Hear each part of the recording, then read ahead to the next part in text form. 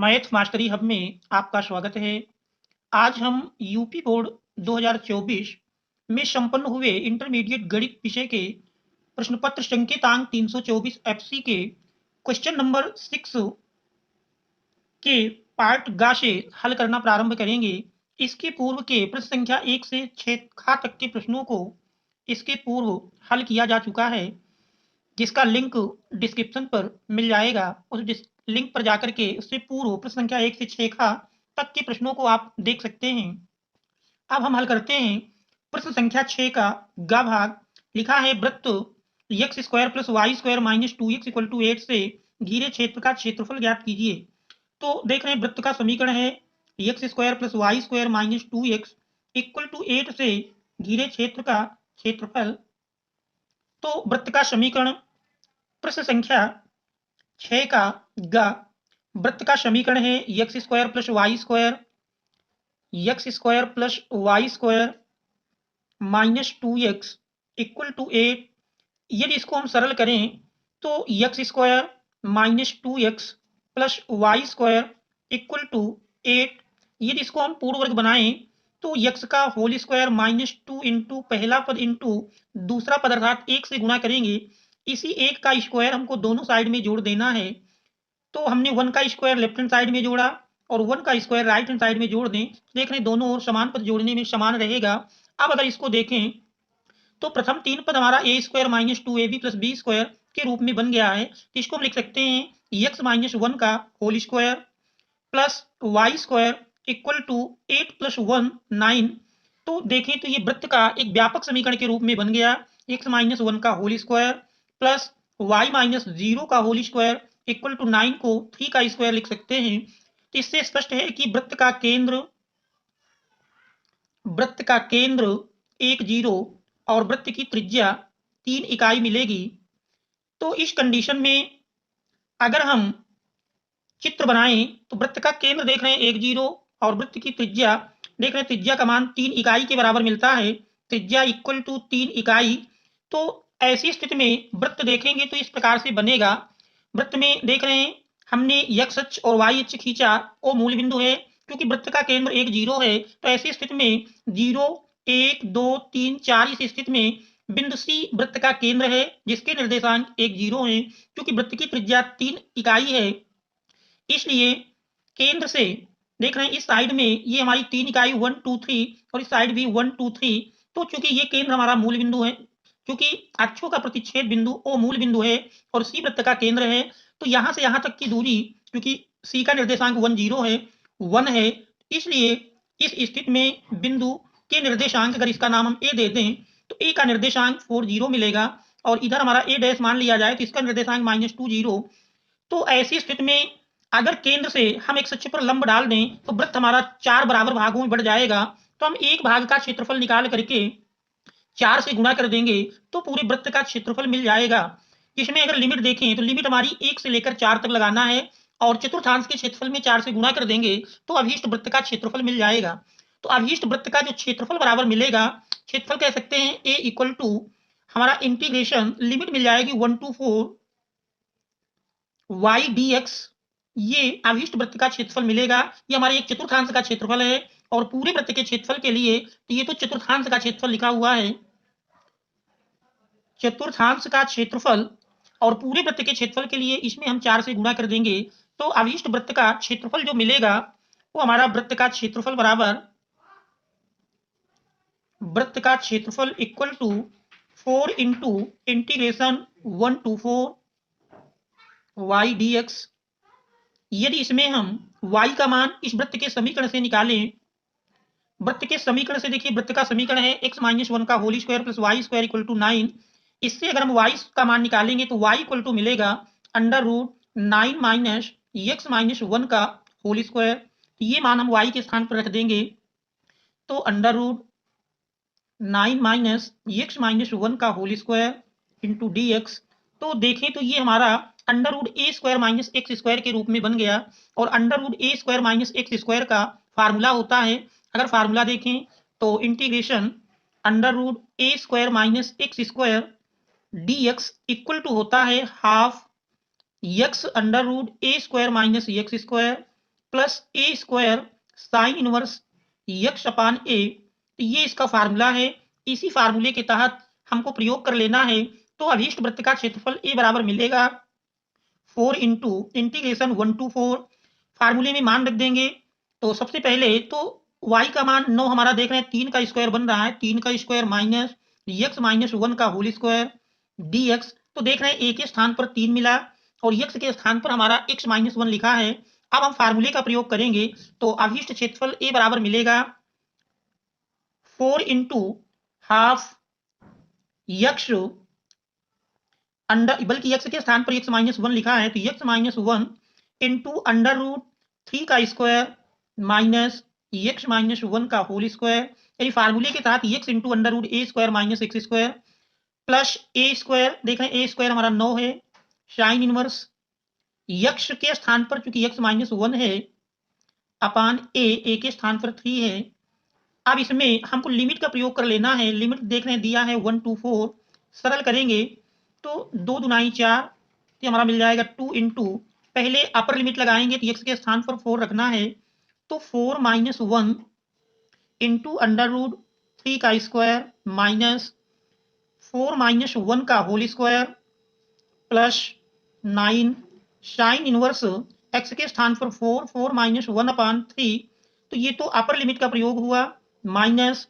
अब lower limit लगाएंगे तो लोअर लिमिट में अगर देखें तो x के स्थान पर हमको 1 रखना है तो 1 माइनस 1 इंटू अंडर रूट 3 का स्क्वायर माइनस 1 माइनस 1 का whole square plus 9 into sine inverse x के स्थान पर हमको 1 रखना है तो 1 माइनस 1 अपान 3।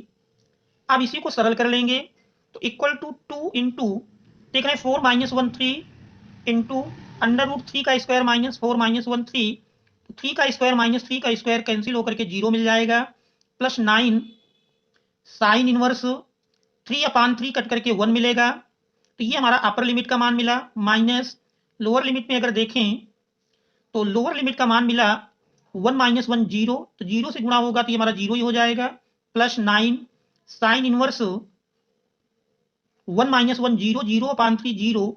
अब इसको अगर सरलतम रूप में देखें तो 2 into 3 into 0 0 plus 9 sine inverse 1, और साइन इनवर्स 1 का मान जानते हैं 1 हमारा साइन में 90 अंश का मान होता है तो 9 इंटू पाई बाई 2 माइनस 0, और साइन इनवर्स 0 हमारा 0 ही होता है। तो इस प्रकार से देखें तो 2 2 कट जाएगा 9 पाई वर्ग इकाई ये अभीष्ट वृत्त का क्षेत्रफल होगा। तो ये हमारे दिए हुए इस प्रश्न का आंसर हो जाएगा 9 पाई वर्ग इकाई। अब हम देखते हैं अगला प्रश्न। हमारा अगला प्रश्न दिया है, अगले प्रश्न में कह रहा है एक थैले में 4 लाल और 4 काली गेंदें हैं तथा दूसरे थैले में 2 लाल और 6 काली गेंदें हैं।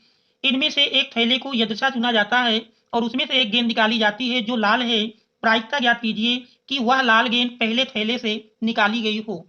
तो देखते हैं प्रश्न नंबर 6 का घा। तो इस प्रश्न संख्या 6 के घा में अगर देखें तो 6 के घा में आप देख रहे हैं ये हमारी बेज के प्रमेय पर आधारित प्रश्न है। प्रश्न संख्या 6 का घा देख रहे इसमें 2 थैले हैं। एक पहला थैला है जिसमें कह रहा है 4 लाल और 4 काली गेंद हैं। इसमें 4 लाल और 4 काली गेंद हैं, जबकि दूसरे थैले में 2 लाल और 6 काली गेंद हैं। 2 लाल और 6 काली गेंद हैं। अब देखिए चूंकि माना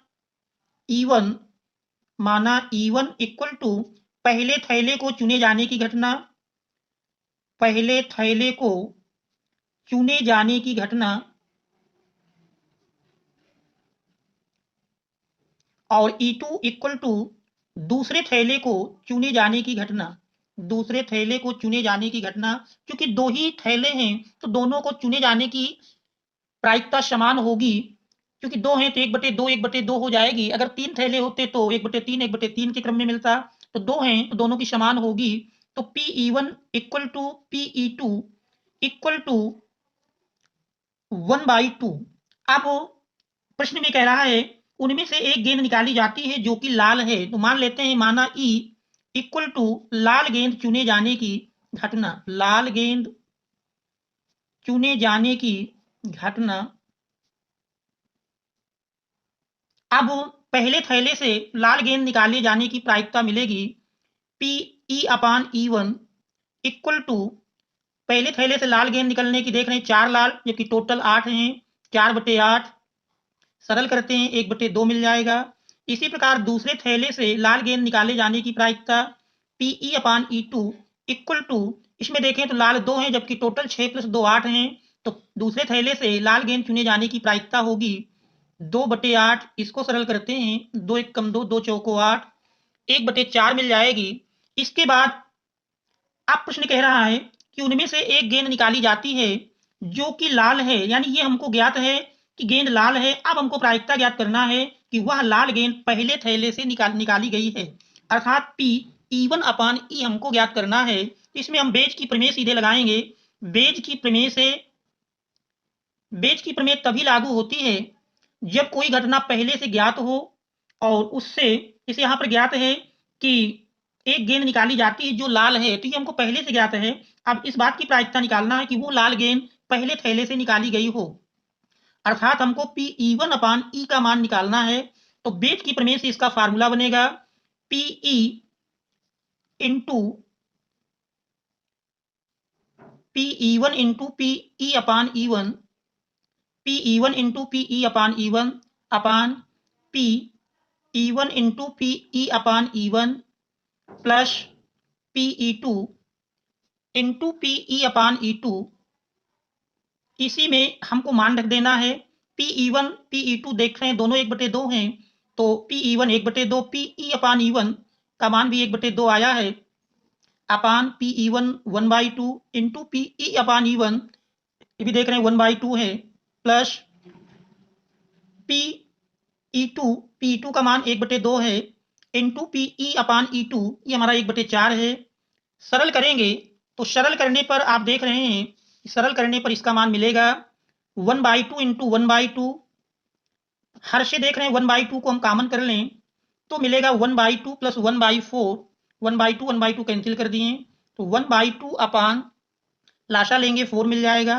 तो देख रहे हैं 2 दूनाई 4 प्लस 4 1 4, 2 से काट के सरल करेंगे तो इस प्रकार से देखेंगे तो 2/3, तो अभीष्ट प्रायिकता का मान 2/3 होगा। यही हमारे दिए हुए प्रश्न का उत्तर होगा। अब हम देखते हैं छठे का अंगा भाग। प्रश्न संख्या 6 का अंगा पाठ में दिया है। इसमें कह रहा है यदि किसी त्रिभुज ABC में शीर्ष ABC के स्थित सदिश क्रमशः वेक्टर A, वेक्टर B और वेक्टर C हैं, तो सिद्ध कीजिए कि त्रिभुज का क्षेत्रफल 1/2 A cross B plus B cross C plus C cross A होगा। तो ये हमको सिद्ध करके लाना है। तो इसमें देख रहे हैं छठे का अंगा एक त्रिभुज की बात कह रहा है, त्रिभुज ABC। ये मान लीजिए कोई त्रिभुज ABC है, त्रिभुज ABC जिसमें त्रिभुज के तीनों शीर्षों के स्थित सदिश क्रमशः दिए हैं, वेक्टर A, B का वेक्टर B और C का वेक्टर C। तो ये तीनों शीर्षों के स्थित सदिश दिए हैं। मान लेते हैं मूल बिंदु O के सापेक्ष तीनों शीर्षों के स्थित सदिश हैं। अब अगर हम वेक्टर AB का मान निकालें तो जानते हैं वेक्टर AB इक्वल टू होता है B का स्थित सदिश माइनस A का स्थित सदिश। तो B का देख रहे हैं B है, माइनस A का स्थित सदिश A। इसी प्रकार AC का निकालेंगे तो AC का मिलेगा C का स्थित सदिश माइनस A का स्थित सदिश, अर्थात C माइनस A। अब हमको AB क्रॉस AC निकाल लेना है, तो AB cross AC equal to AB का मान देख रहे हैं vector V minus vector A cross vector C minus vector A। अब इसमें क्रॉस प्रोडक्ट का फार्मूला लगा करके इनका आपस में अगर गुणा करेंगे तो गुणा करने की स्थिति में आप देख रहे हैं इसका मान जो मिलेगा, पहले हम B का गुणा C से करेंगे तो B क्रॉस C, फिर B का गुणा माइनस A से करेंगे तो माइनस B क्रॉस A, इसके बाद माइनस A का C से करना है तो माइनस A क्रॉस C, फिर माइनस A का माइनस A से करेंगे तो माइनस माइनस प्लस हो जाएगा A क्रॉस A। तो B क्रॉस C जानते हैं A क्रॉस B बराबर माइनस B क्रॉस A होता है, तो माइनस B क्रॉस A को हम प्लस A क्रॉस B लिख सकते हैं, और इसी प्रकार माइनस A क्रॉस C को C क्रॉस A प्लस के साथ लिख सकते हैं। और A क्रॉस A का मान जानते हैं 0 होता है, उसी सदिश के साथ क्रॉस प्रोडक्ट जो मिलता है उसका मान 0 होता है, तो A क्रॉस A बराबर 0 मिलेगा। ये हमारा फार्मूला है, क्योंकि A cross A equal to 0, तो ये हमने मान रख दिया। अब अगर इसको हम क्रम से लिख लें तो a क्रॉस b मध्य में है, इसको पहले लिख लेते हैं, plus b cross c plus c cross a। त्रिभुज का क्षेत्रफल जानते हैं, त्रिभुज के क्षेत्रफल का फार्मूला है, त्रिभुज का क्षेत्रफल इक्वल टू होता है, त्रिभुज का क्षेत्रफल बराबर half mod A B cross A C. अगर त्रिभुज की दो भुजाएं ए बी और ए सी हैं तो फिर half mod A B cross A C. अब इसका हम मान रख देंगे, half mod A B cross A C, देखिए हमने निकाला vector A cross vector B plus vector B cross vector C plus vector C cross vector A. तो यही अब इस त्रिभुज का क्षेत्रफल होगा और यही देख रहे हैं, हमको सिद्ध करके भी लाना था। त्रिभुज का क्षेत्रफल बराबर half a cross b plus b cross c plus c cross a. इस प्रकार से ये हमारा प्रश्न सिद्ध हो जाता है। अब हम देखते हैं अगला प्रश्न। हमारा अगला प्रश्न दिया है, अगले प्रश्न में कह रहा है, प्रश्न संख्या 7 का है, 7 के का में दिया है, क्या निम्नलिखित में से किसी एक खंड को हल कीजिए। का नंबर देख रहे हैं, प्रश्न हमारा 8 अंक में आता है और एग्जाम से पहले भी हमने इसके सिंगल क्वेश्चन के रूप में वीडियो दिया था, आप पीछे जाकर देख सकते हैं। लगभग 1-1.5 मंथ पहले इसी क्वेश्चन को हमने लगाया था, सिंगल क्वेश्चन। तो देखिए दिया है, सिद्ध कीजिए कि integration 0 to pi by 2 log sin x dx equal to minus pi by 2 log 2। ये हमको सिद्ध करके लाना है। देखिए देखते हैं इसको, प्रश्न संख्या 7 का 7 के का में दिया है, मान लेते हैं integration i equal to 0 to pi by 2 log sin x dx ये दिया है और सिद्ध करके लाना है माइनस पाई बाई 2 log 2। तो इसमें सर्वप्रथम हम प्रगुण नंबर 4 का प्रयोग करेंगे। ये मान लीजिए इक्वेशन नंबर 1 है। अब इसमें हम प्रगुण नंबर 4 का प्रयोग करेंगे, तो प्रगुण नंबर 4 के अनुसार यही हमारा बनेगा। देखिए प्रगुण नंबर 4 का अगर प्रयोग करें तो प्रगुण नंबर 4 में है integration 0 to a f x d x equal to होता है integration 0 to a f a minus x d x. यानी ये हमारा प्रगुण है, इस प्रगुण का प्रयोग करना है। प्रगुण लिखे दे रहे हैं, integration 0 to a f x d x equal to होता है integration 0 to a f a minus x d x. इसी का प्रयोग करना है। तो ये हमारा प्रश्न बन जाएगा इंटीग्रेशन 0 टू पाई बाई 2। तो देख रहे हैं एक के स्थान पर पाई बाई 2 है, तो हमारा log sine pi by 2 minus x d x. अब साइन 90 माइनस थीटा का फार्मूला लगा लेंगे, तो 0 to pi by 2 log sine 90 minus x जानते हैं cos x होता है। तो ये हमारा इक्वेशन नंबर 2 बन जाएगा। अब इक्वेशन फर्स्ट और सेकंड दोनों को ऐड कर लेंगे, तो 1 प्लस 2, इधर i प्लस आई मिलकर 2i हुआ, equal to 0 to pi by 2 log sine x d x plus दूसरे में 0 to pi by 2 log cos x dx। ये हमारा दोनों समीकरणों को जोड़ने पर बना।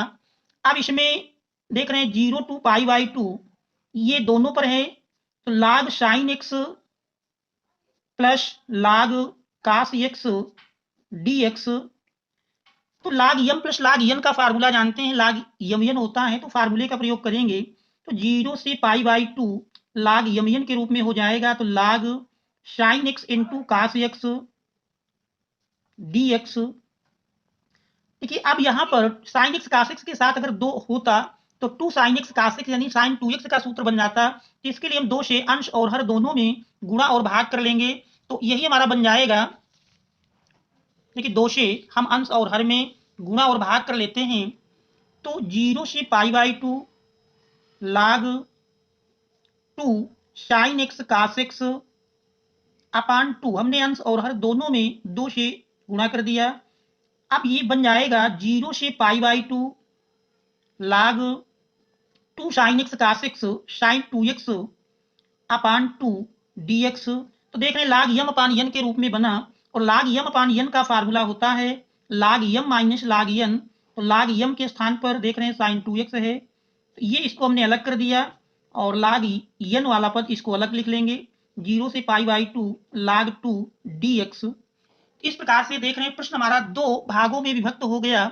अब अगर हम पहले भाग को देखें, पहला भाग है हमारा 0 से pi by 2 log sine 2x dx, 0 से pi by 2 log sine 2x dx minus, इसमें देख रहे हैं log 2 अचर पद है बाहर कर लेते हैं तो हमारा 1 मिलेगा, और 1 का समाकलन जानते हैं, जिसके सापेक्ष कर रहे हैं वही होगा, x के सापेक्ष कर रहे हैं तो x मिल जाएगा। और लिमिट है 0 से π/2। अब इसमें हम लिमिट का प्रयोग कर लें तो इंटीग्रेशन 0 से π/2 log sin 2x dx minus log 2 into π/2 minus 0। अब देख रहे हैं इस प्रथम भाग में अगर हम 2x, क्योंकि देख रहे हैं अगर x के स्थान पर हमारी एक प्रॉपर्टी है इंटीग्रेशन 0 से 2a fx dx equal to 2 integration 0 to a fx dx, तो अगर हम उस प्रगुण का प्रयोग करें या यहाँ पर हम अगर मान लें 2x इक्वल टू टी, तो देखिए 2x इक्वल टू अगर टी मान लेंगे 2x इक्वल टू टी तो 2 dx इक्वल टू dt बन जाएगा, या dx इक्वल टू लिखा जाए तो 1/2 dt। और इसी के अनुसार लिमिट भी परिवर्तित कर लेंगे। x इक्वल टू 0 पर अगर देखेंगे, देखिए x की जगह 0 रखेंगे तो t बराबर 0 मिल जाएगा, और अगर x के स्थान पर π/2 रखें तो 2 कट करके t बराबर पाई मिल जाएगा, तो x बराबर π/2 पर t इक्वल टू हमारा पाई मिल जाएगा। तो अब इन लिमिट का अगर प्रयोग करेंगे तो ऐसी स्थिति में हमारा प्रश्न मिलेगा 2i इक्वल टू इंटीग्रेशन, देखिए लिमिट परिवर्तित हो करके 0 से पाई हो गई, 0 से पाई log साइन, और 2x को हमने चूंकि t माना है तो 2x की जगह t रख देंगे, और dx बराबर देख रहे हैं हाफ dt मिला, हाफ पहले कर लेते हैं, हाफ dt माइनस यहाँ पर देख रहे हैं π/2 log 2, π/2 log 2।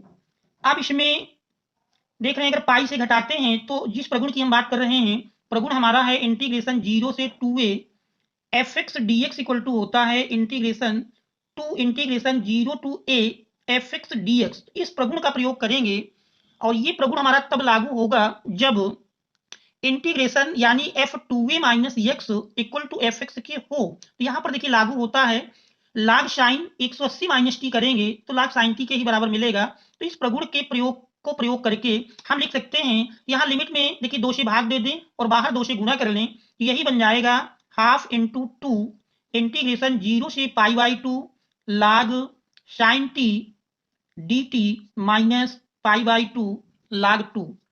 अब एक चर का दूसरे चर में अगर रूपांतरण कर दिया जाए तो 0 से π/2 log, चूंकि हमारा प्रश्न x के पद में था, यहाँ पर हम एक चर का दूसरे चर में रूपांतरण जहाँ t लिखा है वहाँ x लिख सकते हैं, log sin x dx minus π/2 log 2।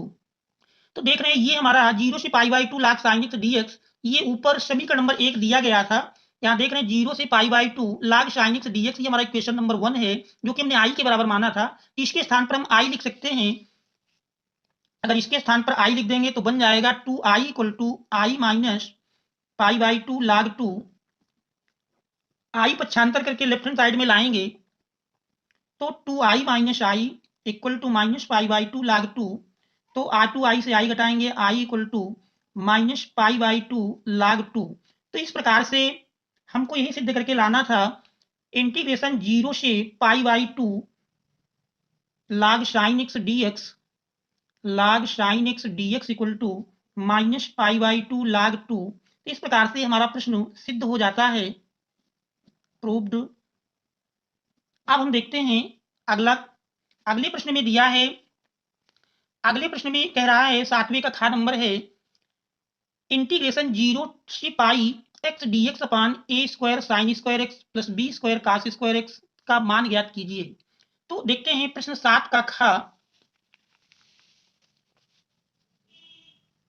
प्रश्न संख्या 7 का खा दिया है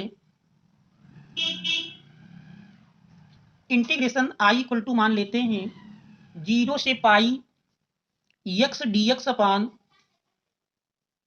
a square sine square x, a square sine square x plus b square cos square x, ये हमारा समीकरण नंबर 1 है। अब इसमें सबसे पहले हम प्रगुण नंबर 4 का प्रयोग कर लेंगे और प्रगुण नंबर 4 के अनुसार ये हमारा बन जाएगा इंटीग्रेशन i इक्वल टू 0 से pi minus x dx upon a square sine square pi minus x plus b square cos square pi minus x, सरल करेंगे 0 से pi minus x dx upon sine pi minus x, sine x ही होता है, square लगा है तो बन जाएगा a square sine square x plus B square cos pi minus x, minus cos x होता है लेकिन स्क्वायर लगा है तो माइनस का स्क्वायर प्लस बन जाएगा, तो ये हमारा काश स्क्वायर एक्स ही मिलेगा। ये मान लीजिए समीकरण नंबर 2 है। अब समीकरण 1 और 2 को जोड़ लेना है। समीकरण 1 प्लस 2 को जोड़ने पर जोड़ेंगे तो i प्लस आई मिलकर के 2i इक्वल टू इंटीग्रेशन 0 से पाई। देख रहे हैं समीकरण 1 और 2 दोनों का हर समान है, इसका हम लाशा ले लेते हैं। A square sine square x plus B square cos square x, और अंश में पहले में x है, दूसरे में pi minus x into d x. तो x देख रहे हैं प्लस माइनस कैंसिल हो जाएगा, तो पाई अचर पद है, पहले लिख लेते हैं 0 से pi d x upon a square sine square x plus B square cos square x. अब इसमें पुनः हम प्रगुण नंबर 6 का अगर प्रयोग कर लें, प्रगुण नंबर 6 में जिसका प्रयोग अभी हमने पिछले प्रश्न में किया था, एक्स के स्थान पर पाई माइनस एक्स लिखेंगे तो यही बिल्कुल सेम मिलेगा। इसके लिए हम लिमिट में परिवर्तन कर लेते हैं, 2 से बाहर गुणा कर दें और लिमिट में अंदर भाग दे दें, तो ये हमारा बन जाएगा 2 पाई इंटीग्रेशन 0 से पाई बाई 2। तो ये प्रगुण नंबर 6 का प्रयोग कर रहे हैं, d x upon a square sine square x plus B square cos square x. अब इसके बाद इसको हम सरल करेंगे तो देख रहे हैं दो दोनों ओर से कैंसिल कर सकते हैं, तो I equal to pi into 0 से पाई बाई 2। हमको अब अंश और हर दोनों में काश स्क्वायर एक्स से भाग दे देना है, काश स्क्वायर एक्स से अंश और हर में भाग देने पर भाग दे देंगे तो 1 अपान काश स्क्वायर एक्स बन जाएगा sec square x, d x upon a square sine square upon cos square x, ये हमारा टेन स्क्वायर एक्स बन जाएगा, plus B square cos square x बटे काश स्क्वायर एक्स कट जाएगा। तो इस प्रकार से अगर देखें तो इसमें भी चाहें तो हम a tan x equal to b t मान लें या केवल a tan x equal to t मान लें। माना a tan x equal to t, अवकलन करेंगे ए टेन एक्स का सेक स्क्वायर एक्स, एक्स का डी एक्स, टी का डी टी। तो प्रश्न में देख रहे हैं sec square x d x दिया है, इसके स्थान पर हमारा मान मिलेगा sec square x d x बराबर 1, उधर पक्षांतर कर लेंगे तो 1 अपान ए डी टी। तो हमारा समाकलन बन जाएगा पाई इंटू 1 अपान ए, और डी एक्स की जगह हमने डी टी रख दिया, sec square x d x की जगह 1 अपान ए डी टी। और इसमें अगर हम लिमिट में परिवर्तन कर लें, देख रहे हैं एक्स इक्वल टू 0, तो एक्स इक्वल टू 0 पर अगर टी की वैल्यू देखें, देखिए एक्स की जगह 0 रख देंगे तो टेन 0 का मान 0 ही होता है, तो टी इक्वल टू 0 मिलेगा। और अगर x equal to pi by 2 रख दें तो पाई बाई 2 पर टी का मान देखें तो टेन 90 हमारा इन्फिनिटी होता है, तो टी इक्वल टू इन्फिनिटी मिल जाएगा। तो लिमिट हमारी परिवर्तित होकर के 0 से इन्फिनिटी बन गई। अब हमारा प्रश्न sec square x d x की जगह हमने 1 अपान ए डी टी लिख ही लिया है, अब हर में मान रख दें तो 1 अपान ए टेन एक्स का देख रहे हैं होल स्क्वायर ये बना है, ए टेन एक्स हमने टी माना है तो ये हमारा टी स्क्वायर बन जाएगा, plus B square pi upon ए। अब देख रहे हैं 1 अपान x square plus A square का सूत्र बन गया, और 1 अपान x square plus A square का समाकलन होता है 1 अपान ए की जगह देख रहे हैं बी है, टेन इनवर्स एक्स अपान ए, तो एक्स की जगह टी है, अपान ए की जगह बी है। अब इसमें लिमिट अप्लाई कर लेंगे तो pi upon a b into tan inverse infinitive upon b, infinitive ही रहेगा, minus tan inverse 0 upon b करेंगे 0 मिल जाएगा। तो इस प्रकार से अगर देखें तो ये हमारा मान मिलेगा pi upon a b into tan inverse infinitive. तो टेन इनवर्स इन्फिनिटिव आप जानते हैं, टेन इन्फिनिटिव ये हमारा टेन में जो मान अनंत है ये 90 अंश का मान होता है, इसकी जगह हम पाई बाई 2 लिख सकते हैं, माइनस टेन इनवर्स 0, और 0 का ही मान होता है। तो इस प्रकार से पाई इंटू पाई मिल करके पाई स्क्वायर अपान 2ab, तो ये इसका मान होगा। तो यही हमारे दिए हुए प्रश्न का उत्तर है। इसके बाद हम अगला प्रश्न देखेंगे। हमारा अगला प्रश्न प्रश्न संख्या 8 में दिया है। 8वें में कह रहा है यदि a इक्वल टू 1 2 माइनस 2, यदि आप भी a दिया है तथा आप भी b दिया है, तो इसमें हमको ए बी इनवर्स का मान ज्ञात करना है। देख रहे 8 अंक में आया है। तो जैसे ए इनवर्स निकालते हैं वैसे ही हमको यहाँ पर ए बी इनवर्स निकालना है। देखते हैं इसको भी हल करके। तो इस प्रश्न को देखिए हल करेंगे।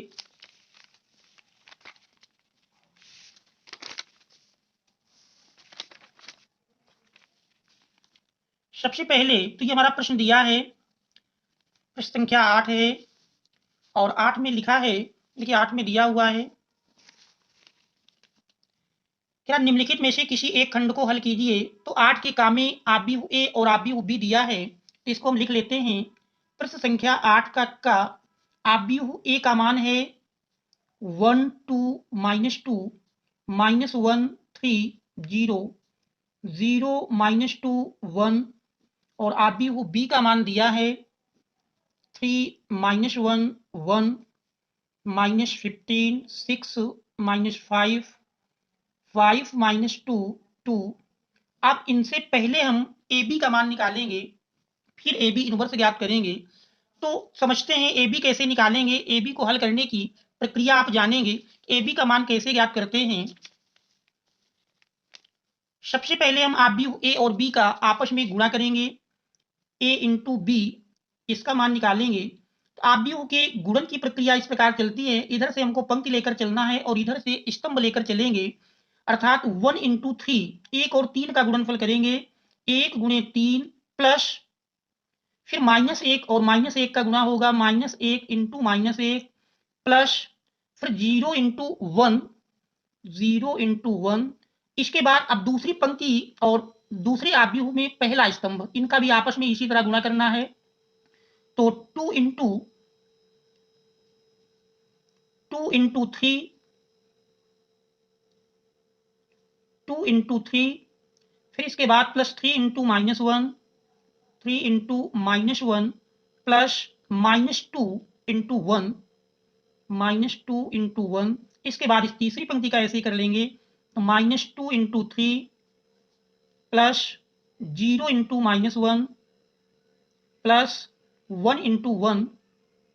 अब देख रहे हैं तीनों पंक्तियों का हमने पहले स्तंभ में गुणा कर दिया। अब तीनों पंक्तियों का क्रमशः इसी प्रकार दूसरे स्तंभ में गुणा करेंगे।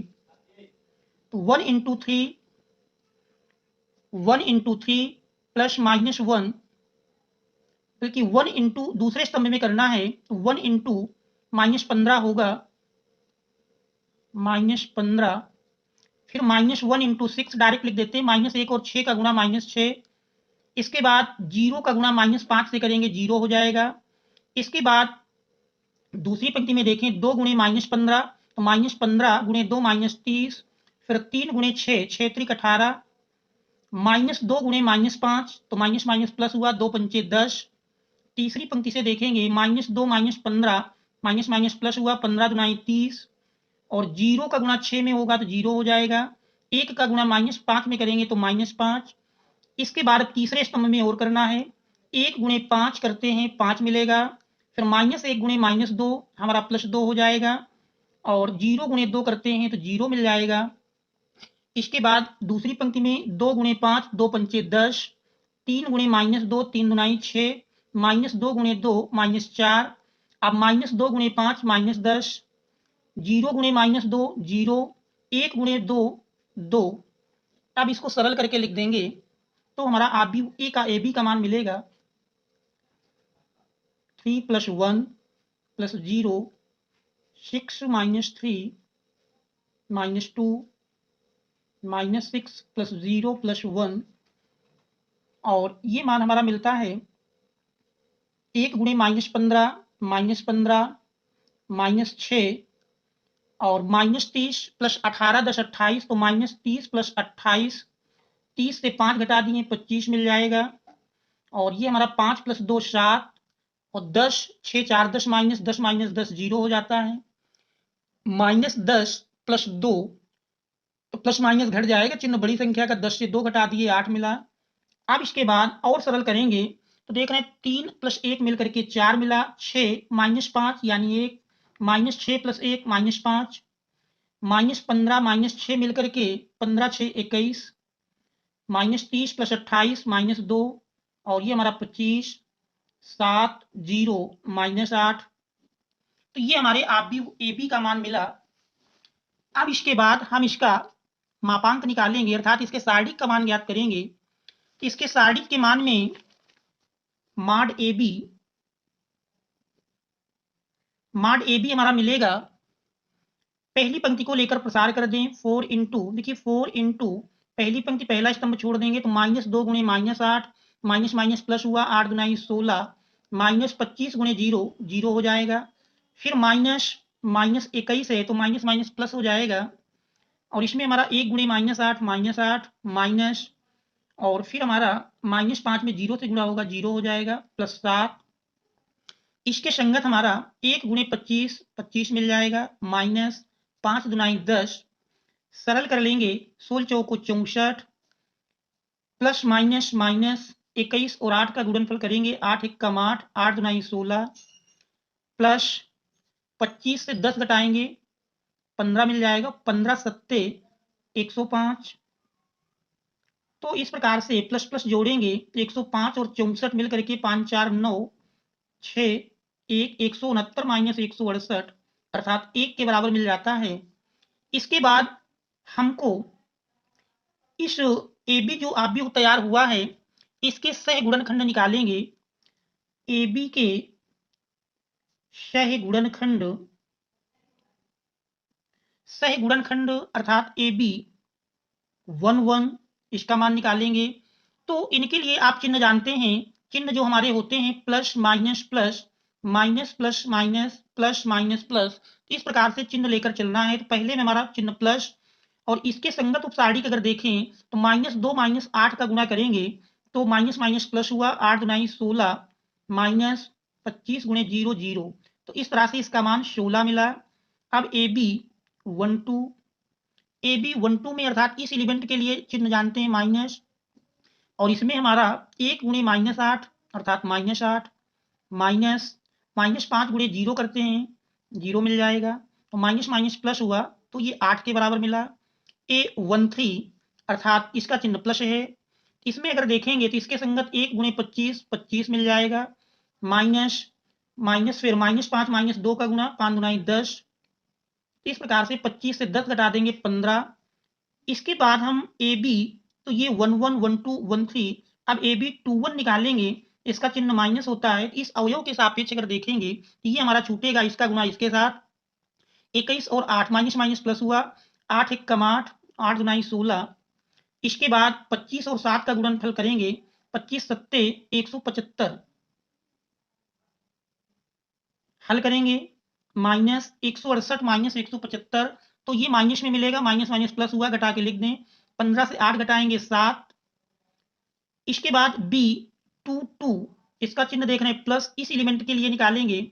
इस एलिमेंट के लिए हमारा बनेगा 4 गुणे -8 यानी -8 चौक 32, -32 माइनस फिर माइनस माइनस प्लस हुआ 7 पना 35, प्लस में 35, 35 माइनस 32 यानी 32 3 35 3 मिल जाता है। अब इसके बाद हम बी 2 3 ए बी 2 3 इसका मान निकालेंगे। ए बी है ए बी 2 3, देखिए ए बी 2 3 यानी इस एलिमेंट के लिए निकालेंगे, इसका चिन्ह हम जानते हैं माइनस प्लस माइनस, तो इसका चिन्ह माइनस मिलेगा, और इस अवयव के सापेक्ष हमारे ये अवयव छूट जाएंगे। तो 4 गुणे 25 25 चौको 100, माइनस माइनस 5 गुणे -21 21 पंचे 105, तो प्लस माइनस घटेगा चिन्ह बड़ी संख्या का, तो माइनस माइनस पहले से लगा है प्लस 105 से 100 घटा दिए 5 आ जाएगा। अब हम ए बी 3 1 निकालेंगे, अर्थात इस एलिमेंट के लिए इसमें देख रहे हैं चिन्ह हमारा प्लस है, इसमें देखेंगे तो हमारी ये छूट जाएगा, तो इसका गुणा इसके साथ -21 गुणे 0 0 मिल जाएगा, माइनस फिर -2 गुणे 7 -14, माइनस माइनस प्लस हो गया, ये 14 के बराबर मिला। अब ए बी 3 2, इसका चिन्ह देख रहे हैं माइनस मिलेगा, इसके सापेक्ष हमारा 4 गुणे 0 0 माइनस 1 गुणे 7 7 हो जाएगा, तो माइनस माइनस प्लस हो गया। अब ए बी 3 3, इसका चिन्ह भी देख रहे हैं प्लस मिलेगा, इसके सापेक्ष 4 गुणे -2 -8 माइनस माइनस माइनस प्लस होगा 1 गुणे 21, तो हमारा प्लस 21 हो गया। 21 से 8 घटा देंगे तो देखिए 21 से 8 घटाएंगे तो हमारा 13, इस प्रकार से AB के सह गुणनखंड से निर्मित आव्यूह अगर लिखे जाएं, AB के सह गुणनखंड से निर्मित आव्यूह, AB के सह गुणनखंड से निर्मित आव्यूह, मान लीजिए इसका प्रतीक हम C दे दें तो C इक्वल टू मिल जाएगा, पहला एलिमेंट देख रहे हैं 16, 8, 15, दूसरी पंक्ति में 7, 3, 5, फिर 14, 7, 13। अब इसके बाद हम एडजॉइंट AB का मान ज्ञात करेंगे। एडजॉइंट AB का फार्मूला है C डैश, अर्थात इसी का परिवर्त आव्यूह लिखना है।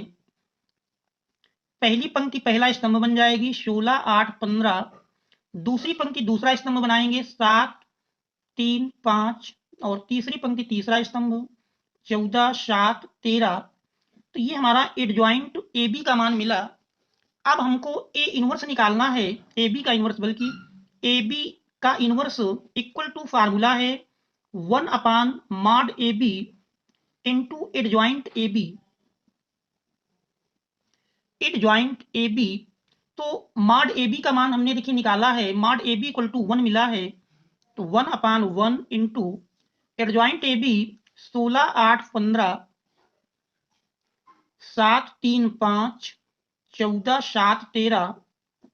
तो यही देख रहे हैं हमारा 1/1 तो 1 हो जाएगा। तो इस प्रकार से AB इनवर्स का जो मान प्राप्त हुआ, AB इनवर्स इक्वल टू 16, 8, 15, 7, 3, 5, 14, 7, 13, यही हमारे दिए हुए प्रश्न का उत्तर हो जाएगा। अब देखते हैं अगला प्रश्न, 8वें का खा भाग में दिया है। देखिए प्रश्न संख्या 8 का खा है, आव्यूह समीकरण का प्रश्न है। लिखा है निम्नलिखित रैखिक समीकरण निकाय को आव्यूह विधि से हल कीजिए। तो इस प्रश्न को अब हमको आव्यूह विधि से हल करना है, तो समझ लें इसको भी कैसे लगाएंगे। प्रश्न संख्या 8 का खा दिया है, रैखिक समीकरण निकाय। देख रहे हैं 3 समीकरण दिए हैं। पहला समीकरण है 3x - 2y + 3z = 8। दूसरा समीकरण है 2x + y - z = 1। तीसरा समीकरण है 4x - 3y + 2z = 4। तो ये तीसरा समीकरण है। अब इन समीकरणों को आव्यूह विधि से हल करना है। तो सबसे पहले दिए हुए समीकरणों को हम आव्यूह समीकरण के रूप में लिखते हैं। तो दिए गए समीकरणों को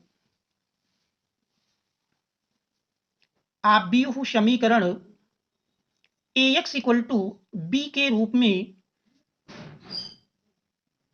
लिखने पर, इनको हम AX = B के रूप में लिखेंगे, जिसमें हमारा आव्यूह A बनता है तीनों समीकरणों में क्रमशः x, y, z के गुणांकों से निर्मित होगा।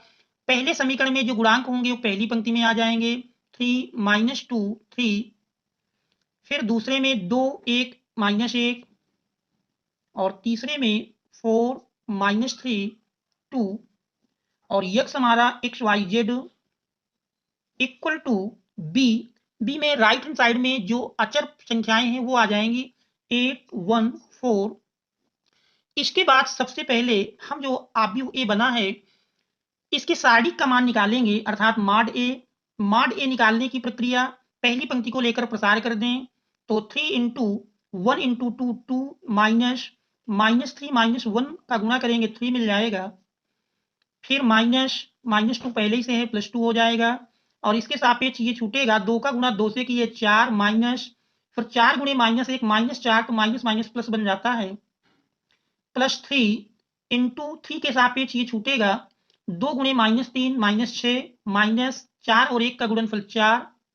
सरल करेंगे तो 3 गुणे 2 -3 -1, तो -1 और 3 का गुणा करेंगे -3, 4 4 8 8 × 9 16, 6 4 10 -10 और 3 का गुणा तो -10 33।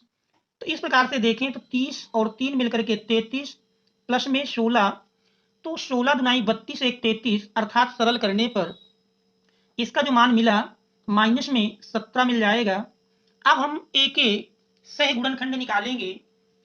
ए के सह गुणनखंड से निर्मित आव्यूह, ए के सह गुणनखंड से निर्मित आव्यूह,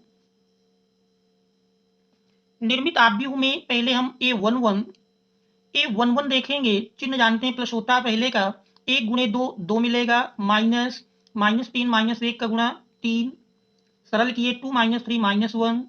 अब A12 निकालेंगे, इसका चिन्ह माइनस होता है। 2 का गुणा किए 4, -4 और -1 का गुणा करेंगे तो -4 माइनस माइनस प्लस बन जाएगा। तो इस प्रकार से -8 मिला।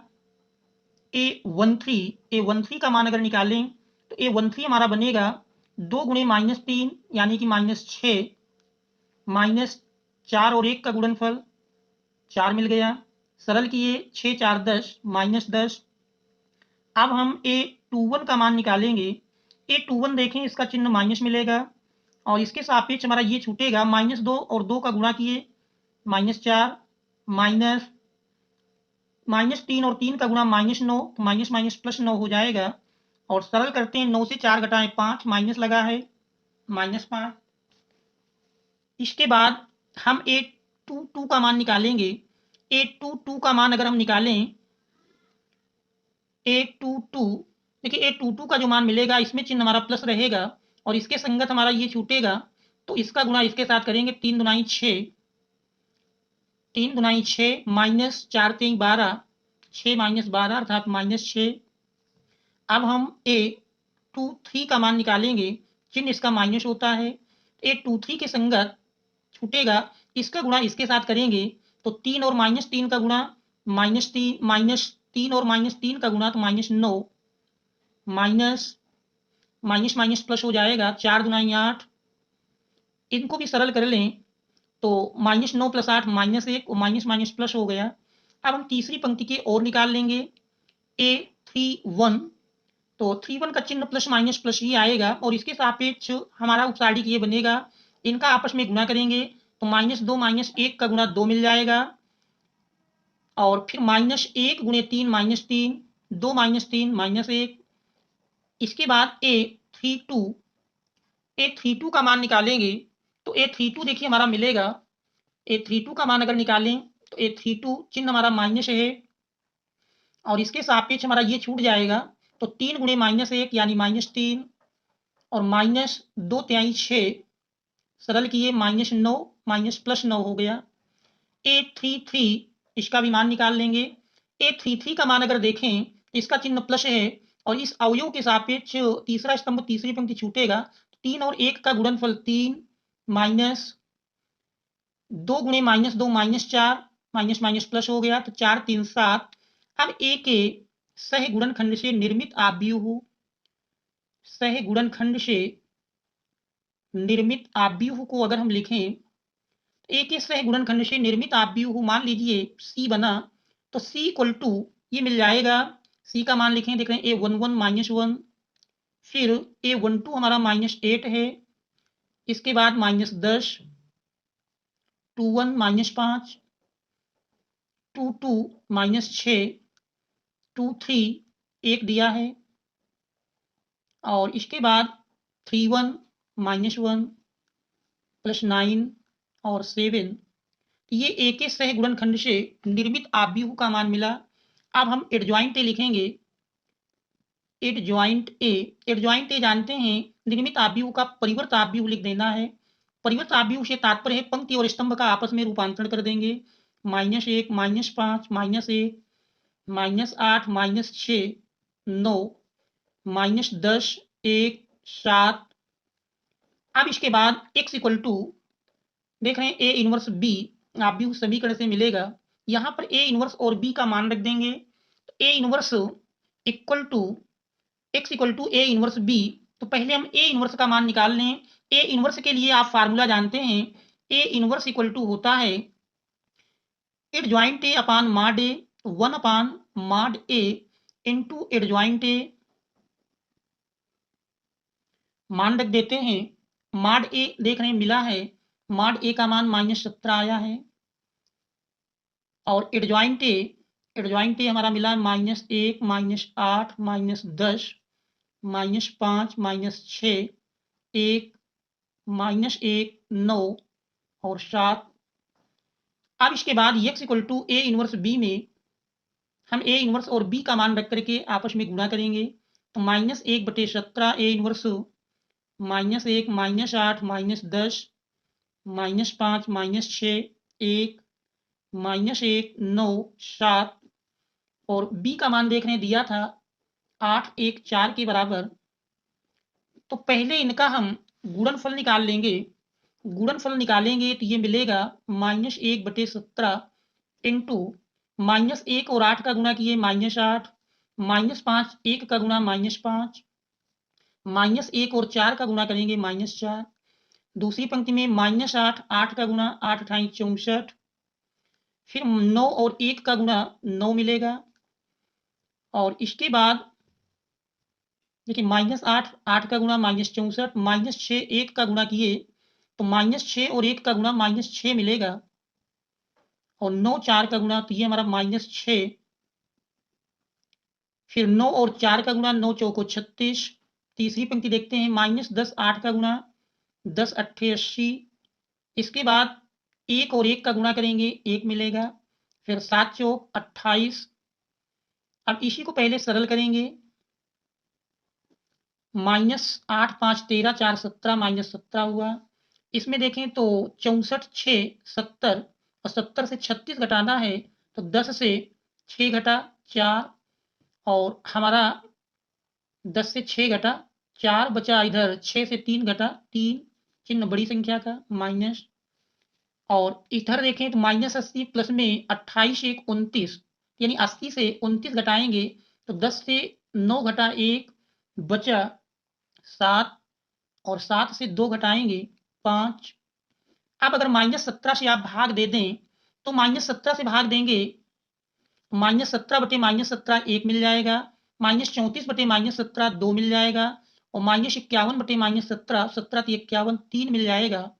तो देख रहे हैं इधर हमारा x का मान यानी XYZ होता है। XYZ इक्वल टू 1 2 3 कंपेयर करते हैं x equal to 1 y equal to 2 और z इक्वल टू 3 प्राप्त हो जाता है कि यही हमारे दिए हुए आव्यूह समीकरण के हल होंगे।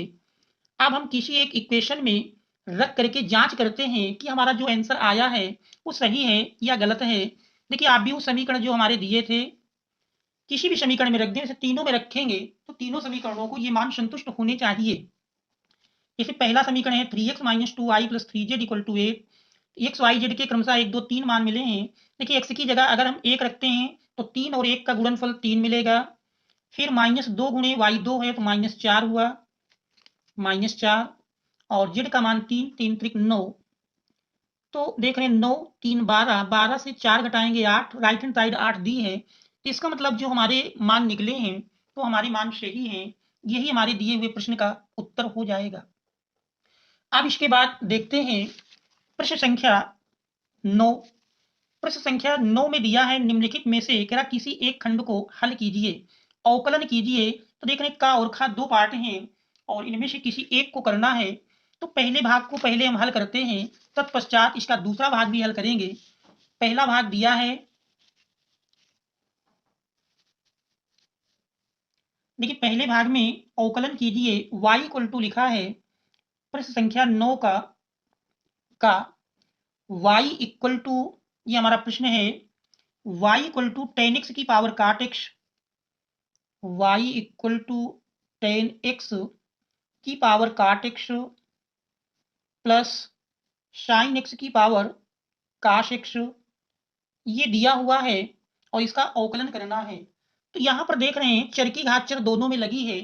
तो जब भी चर की घात चर लगी होती है तो बिना लाग लिए हुए अवकलन करना संभव नहीं होगा। तो इसमें हम पहले भाग को y1 मान लेते हैं और दूसरे भाग को y2 के बराबर मान लेंगे। अब अवकलन करेंगे dy by dx equal to dy1 upon dx plus dy2 upon dx ये हमारा इक्वेशन नंबर 1 बन जाता है।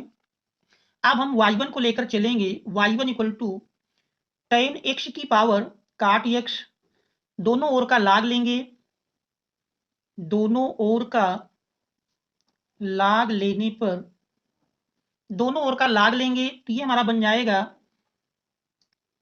लाग y1 इक्वल टू, लाग में जानते हैं लाग लेने में जो घात है वो पहले आ जाती है, घात को पहले कर लेंगे, काट एक्स इंटू लाग 10x।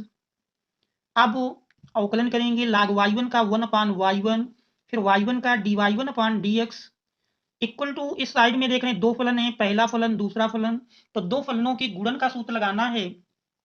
पहला फलन दूसरे का अवकल गुणांक लाग का 1/10x इंटू 10x का सेक स्क्वायर एक्स, ये हुआ पहला फलन इंटू दूसरे का अवकल गुणांक, प्लस दूसरा फलन यानी लाग 10x इंटू पहले का अवकल गुणांक काट एक्स का माइनस कोशेक स्क्वायर एक्स होता है। सरल करेंगे तो dy1/dx equal to y1 right hand side में गुणा में मिल जाएगा। अब इसको अगर हम सरल करें तो काट एक्स अपान 10x और सेक स्क्वायर एक्स है, यानी काट एक्स हमारा काश एक्स बटे साइन एक्स, और ये 10 भी अंत में लाएंगे काट एक्स ही, यानी काट स्क्वायर हुआ तो cos square x upon sine square x, sec square x 1 cos square x होता है, प्लस माइनस माइनस मिल गया, कोशिक स्क्वायर एक्स पहले लिख लेते हैं इंटू लाग 10x, काश स्क्वायर एक्स अंश हर से कैंसिल कर दिए, तो dy1/dx का मान मिला, y1 का मान रख लेंगे 10x की पावर काट x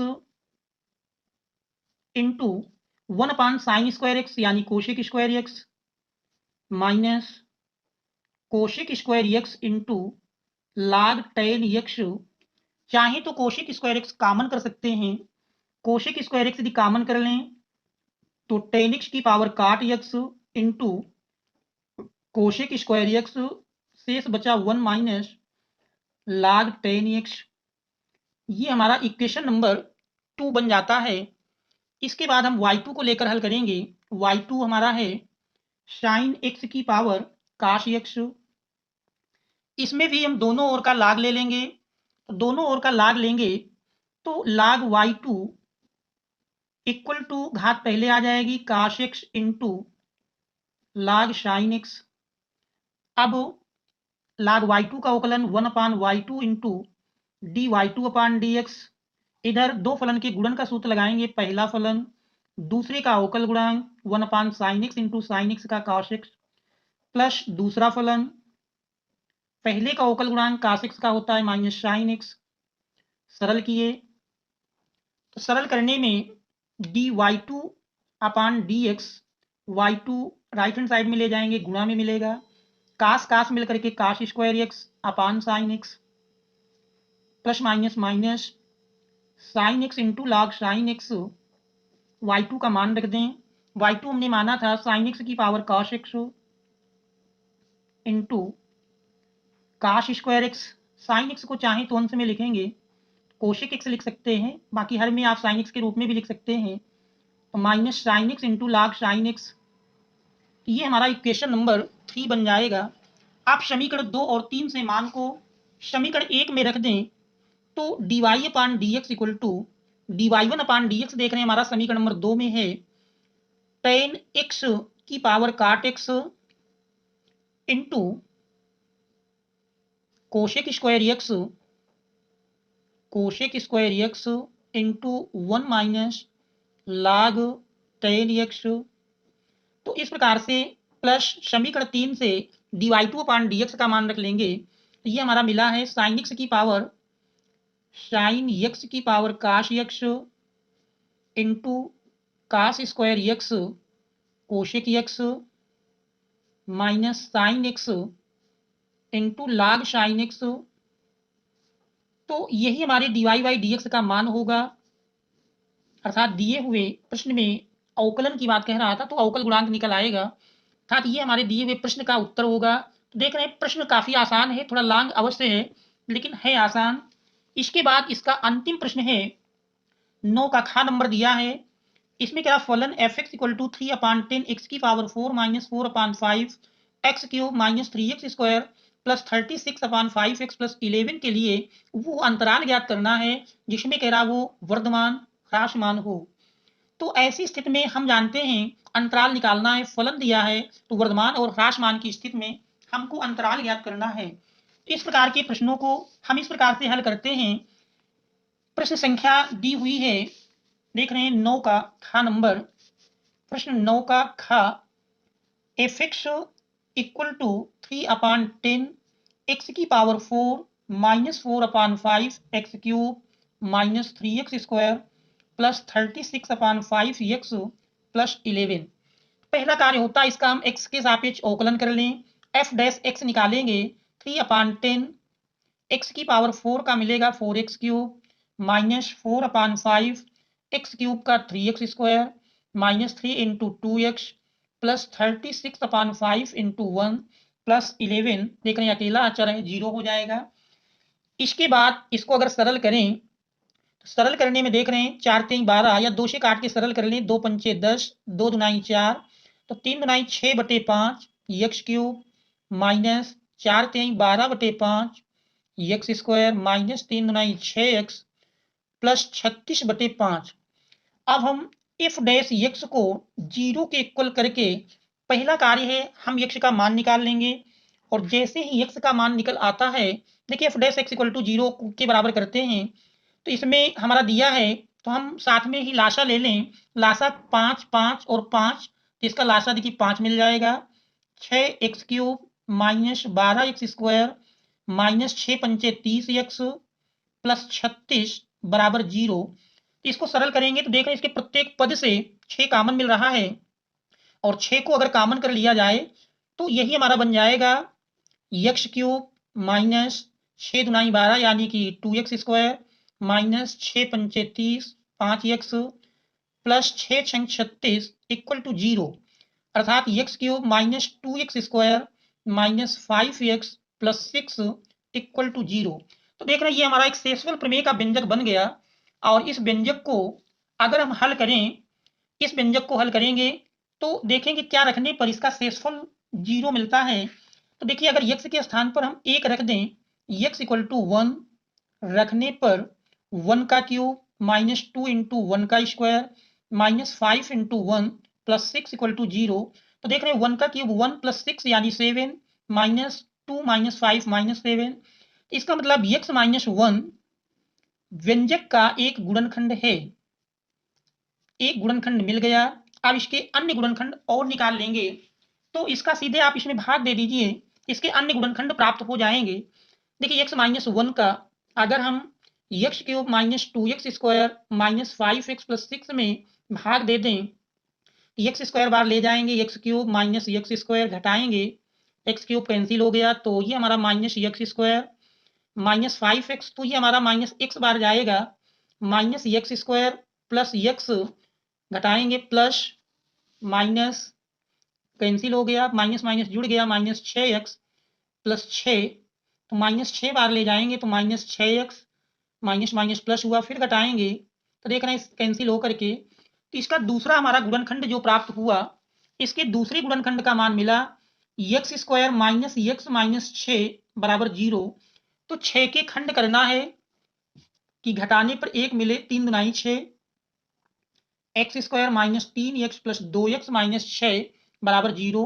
तो x minus 3 plus 2 x minus 3 equal to 0, x minus 3 into x plus 2 equal to 0। तो इस प्रकार से x इक्वल टू 3 और माइनस 2। तो इस प्रकार से x के 3 अभीष्ट मान प्राप्त हुए। पहला मान हमारा एक मिला था x माइनस 1 इक्वल टू 0 अर्थात x बराबर 1। x के मान सबसे छोटा माइनस 2 है, फिर 1 मिला, फिर 3 मिला, तो ये x के अभीष्ट 3 मान प्राप्त हुए।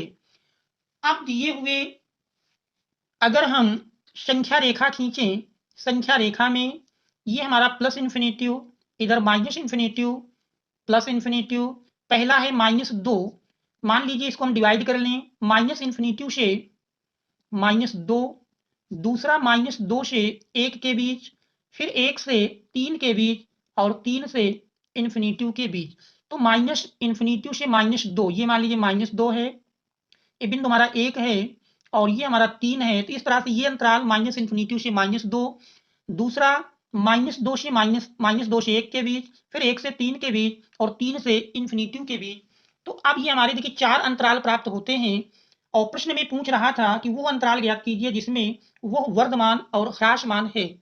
अब हमको करना ये है, इन अंतरालों पर कोई भी बिंदु मान रख करके हम f डैश x जो हमारा प्राप्त हुआ है, f डैश x में इस अंतराल के मध्य का मान रख करके जांच कर लेंगे कि वह मान हमारा पॉजिटिव आता है या निगेटिव आता है। तो उससे स्थिति का पता चल जाएगा कि उस अंतराल में दिया हुआ बिंदु वर्धमान की स्थिति में है अथवा ह्रासमान की स्थिति में। जैसे पहले -∞ से -2, अगर -∞ से -2 के बीच यानी -3, -4, -5, तो इनमें से कोई भी मान हम इस f डैश x में अगर हम रख दें, इस f डैश x का जो मान प्राप्त हुआ है, तो मान रखने के बाद हमको पता चल जाएगा वर्धमान और ह्रासमान की स्थिति के लिए हम एक टेबल की सहायता से समझते हैं। तो टेबल में सबसे पहले टेबल में हम दिए हुए अंतरालों को लिखेंगे। तो सबसे पहले अंतराल और दूसरा कॉलम एक बनाएंगे। अंतराल में कोई एक बिंदु ले लेना है, अंतराल के मध्य बिंदु, अंतराल के मध्य बिंदु, और फिर उस बिंदु पर हमको देखना है कि f डैश x का चिन्ह क्या मिलता है। उस बिंदु पर f डैश x, इसमें अगर आप देखें, देखिए f डैश x हमारा ये प्राप्त हुआ है, जिसमें हमने 5 लाशा लिया तो ये स्थिति बनी, 6 कॉमन कर लिए, 6/5, तो ब्रैकेट में शेष हमारा ये फलन मिलता है।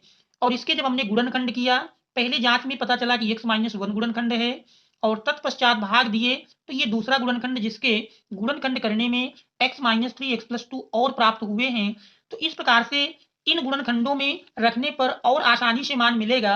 अगर हम f डैश x की बात करें तो देखिए f डैश x = 6/5 x-1, और इसके बाद फिर हमारा x-3, और इसके बाद x+2, ये 3 गुणनखंड मिले हैं। तो उस बिंदु पर जो भी हम मध्य में बिंदु लेंगे, उस बिंदु पर f डैश x का हमको चिन्ह देखना है कि चिन्ह क्या मिलता है। अगर चिन्ह पॉजिटिव आया तो फिर वर्धमान की स्थिति होगी, और निगेटिव मिलता है तो फिर ह्रासमान की स्थिति आएगी। और ये हमारी फलन की प्रकृति इसी से पता चलेगी कि प्रकृति कैसी है। अंतराल देखिए 4 मिले हैं, चारों अंतराल ले लेते हैं। पहला अंतराल हमारा -∞ से -2, दूसरा अंतराल है -2 से 1, तीसरा अंतराल है 1 से 3, और चौथा अंतराल बनेगा 3 से ∞। अब इन अंतरालों के मध्य हम कोई भी बिंदु ले सकते हैं, जैसे -∞ से -2 के मध्य मान लीजिए -3 ले लेते हैं। -2 और 1 के बीच मान लीजिए 0 हमने ले लिया, 1 3 के मध्य में 2 ले लिए, और 3 ∞ के मध्य में हमने 5 ले लिया। तो अब इन बिंदुओं पर हमको f डैश x का चिन्ह केवल देखना है कि वो पॉजिटिव आता है या निगेटिव आता है। इसे -3 देखिए रखेंगे, तो -3 रखने में -3 -1 निगेटिव, ये भी निगेटिव, और -3+2 तो टोटल निगेटिव, 3 निगेटिव मिले, और 3 निगेटिव का गुणनफल जानते हैं निगेटिव मिलेगा। तो इसका मतलब हुआ कि इस अंतराल में दिया हुआ फलन हमारा ह्रासमान होगा। ये पूछ रहा था वर्धमान और ह्रासमान, तो इस अंतराल में हमारा दिए हुए फलन की प्रकृति ह्रासमान की होगी। दूसरा बिंदु अंतराल -2 से 1 के मध्य देख रहे हैं 0 है, तो x के स्थान पर 0 रखेंगे, तो 0 -1 देख रहे हैं निगेटिव, 0 -3 निगेटिव, और 0+2 पॉजिटिव, तो यानी 2 निगेटिव का गुणा करेंगे तो प्लस ही मिलेगा। तो इसमें हमारा चिन्ह प्लस का मिलता है, और प्लस का चिन्ह आने का मतलब वर्धमान की स्थिति है। तीसरा 1 3 बिंदु पर देखें, तो 1 3 के मध्य हमने 2 लिया है, 2 रख करके जांच करेंगे तो 2 -1 देख रहे हैं पॉजिटिव, 2 -3 निगेटिव, 2+2 पॉजिटिव, तो 2 पॉजिटिव और 1 निगेटिव, तो इसका मतलब निगेटिव मिलेगा। इस तीसरे अंतराल में फलन की प्रकृति ह्रासमान की होगी। चौथा अगर देखें, 3 और ∞ के मध्य हमने 5 लिया है, 5 -1 पॉजिटिव, 5 -3 पॉजिटिव, 5+2 भी पॉजिटिव, तो देख रहे हैं इसमें पॉजिटिव मिलता है। इसका मतलब इस अंतराल में दिया हुआ फलन वर्धमान होगा। तो इससे स्पष्ट हो गया, यही पूछ रहा था प्रश्न में कि वो अंतराल ज्ञात कीजिए जिनमें वर्धमान और ह्रासमान हो। तो देख रहे हैं -∞ हमारा -∞ और -2 इस स्थिति, और 1 से 3 इनमें तो हमारा दिया हुआ फलन -∞ से यानी पहली और तीसरी स्थिति में फलन हमारा ह्रासमान है। दूसरी और चौथा जो अंतराल है -2 से 1 और 3 से ∞, इनमें फलन वर्धमान है। यही हमको ज्ञात करना था। देख रहे हैं 8 अंक में ये भी थोड़ा बड़ा अवश्य है लेकिन आसान प्रश्न था। बच्चों यदि चैनल में आप नए हैं, अभी तक आपने चैनल को सब्सक्राइब नहीं किया है, चैनल को सब्सक्राइब अवश्य कर लें। वीडियो को अभी तक लाइक नहीं किए हैं तो लाइक कर लें एवं अपने मित्रों को शेयर कर दीजिए। और यदि किसी संकेतांक का हल जानना है तो कमेंट्स में अवश्य भेजेंगे, जिससे अपना सुझाव देंगे ताकि कोई भी आपकी समस्या हो वो सॉल्व की जा सके। Thanks all of you for watching.